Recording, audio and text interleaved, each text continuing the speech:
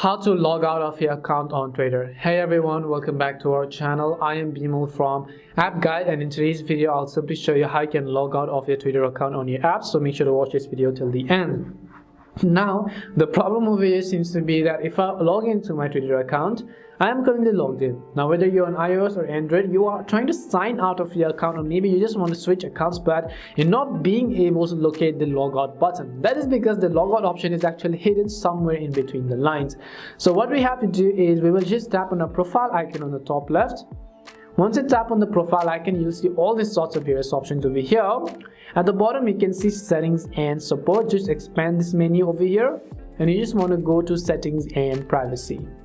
Once you go to settings and privacy, here you'll be able to see all sorts of various options, and if you look at the top, there is the option that says your account. So just tap on the your account button, and as you tap on your account, again you have to tap on the option that says account information. So tap on it. As you tap on account information, right here on this specific page, you'll find the option that says log out in this red button. And in order to sign out of Twitter, all you have to do is just simply tap on this little logout button. It'll ask you for a confirmation. Logging out will remove all Twitter data from this device, so be aware of that.